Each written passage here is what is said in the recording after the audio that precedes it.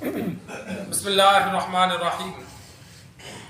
حضرت بریدہ رضی اللہ تعالی عنہ روایت کرتے ہیں کہ آپ صلی اللہ علیہ وسلم نے فرمایا، ہمارے اور ان کے درمیان جو عہد ہے وہ نماز ہے،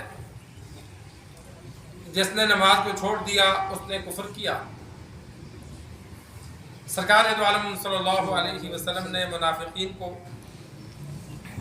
علی الاعلان کافر نہ کہنے کی اور قتل نہ کرنے کی وجہ بیان کی کہ منافقین نے ظاہری طور پر کلمہ پڑھا ہے، اور کلمہ پڑھنے کے بعد جو مسلمانوں والے اعمال ہیں، نماز پڑھنا، زکوٰۃ ادا کرنا، دیگر اعمال وہ کرتے ہیں، اگر یہ عمل نہ کرتے، نماز چھوڑ دیتے تو پھر ہم ان کو کافر سمجھتے۔ خفیہ طور پر تو وہ منافق کافر ہیں۔ سرکار دو عالم صلی اللہ علیہ وسلم کو اللہ تبارک و تعالی نے بذریعہ وحی بتا دیا تھا کہ یہ بندہ مسلمان تو ہوا لیکن دل سے یہ مومن نہیں ہے۔ لیکن ظاہر بات ہے علی الاعلان جب تک وہ کفر نہیں کریں گے تو ان کو کافر نہیں کہا جائے گا۔ دل کی بات تو رب جانتا ہے، دنیا والوں کو تو جو آپ صلی اللہ علیہ وسلم پر ایمان نہ لائے تو وہ تو اس بات کو نہیں مانتے۔ تو اس لیے سرکار دو عالم صلی اللہ علیہ وسلم نے فرمایا، ہمارا اور ان کا جو معاہدہ ہے وہ نماز کی وجہ سے بچا ہوا ہے، کہ یہ جو کفر سے اور کافروں کو جو سزا دی جاتی ہے اس سے یہ ظاہری طور پر بچے ہیں، وہ نیک اعمال کی اور نماز کی وجہ سے ہیں۔ علی الاعلان جو منافق ہوتا وہ بھی نماز 5 وقت کی باجماعت ادا کرتا۔ قرآن مجید میں منافقوں کی اللہ نے یہ صفت بیان فرمائی، وَلَا يَأْتُونَ الصَّلَاةَ إِلَّا وَهُمْ كُسَالَىٰ۔ جو مومن ہوتے صحابہ کرام وہ خوشی سے نماز ادا کرتے، جو کافر ہوتے وہ سستی سے نماز ادا کرتے۔ صحابہ کرام فرماتے ہیں وہ نماز کے لیے ایسے آتے تھے جیسے ان کو پیچھے سے کوئی دھکا دے کے لاتا ہے، کہ اس لیے کہ وہ دل سے تو مومن تھے نہیں، بے امر مجبوری وہ ساتھ کھڑے ہوتے۔ وَلَا يَذْكُرُونَ اللَّهَ إِلَّا قَلِيلًا۔ اللہ نے فرمایا وہ نماز میں اللہ کو یاد بھی نہیں کرتے، یعنی سبق نہیں پڑھتے، بس اوپر نیچے ہوتے ہیں کہ پتہ چلے کہ یہ مومن ہیں۔ تو نماز چھوڑنا گناہ کبیرہ ہے۔ بعض علماء کے نزدیک جو جان بوجھ کر نماز چھوڑتا ہے بغیر کسی عذر کے تو وہ ایمان سے خارج ہو جاتا ہے۔ امام مالک، امام شافعی رحمہ اللہ کے نزدیک بے نمازی کو قتل کر دیا جائے، احناف کے نزدیک بے نمازی کو قید کیا جائے اور اس کو سزا دی جائے، جب تک وہ توبہ نہیں کرتا اسے خوب مارا جائے۔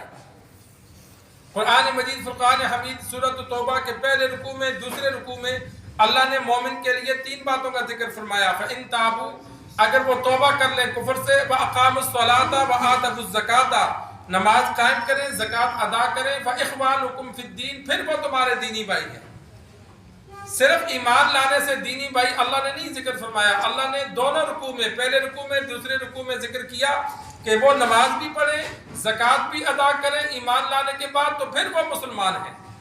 اگر وہ نماز نہیں پڑھتے یا زکوٰۃ نہیں ادا کرتے تو وہ مومن نہیں ہیں۔ تو اس وجہ سے انسان کوشش کرے کہ کوئی نماز اس کی کسی شدید عذر کے بغیر قضا نہ ہو، کوشش کرے باجماعت ادا کرنے کی۔ باجماعت نہیں ہو سکتی، کسی وجہ سے جماعت رہ گئی تو اکیلے نماز ادا کرے۔ نماز چھوڑنا بڑا سخت گناہ ہے، کبیرہ گناہ ہے، اور بالکل لاپرواہی اختیار کرنا اس سے کفر کا خطرہ ہے۔ بعض مرتبہ انسان نمازیں چھوڑتا جاتا ہے تو رب مہر لگا دیتا ہے کہ اب میں توفیق نہیں دوں گا۔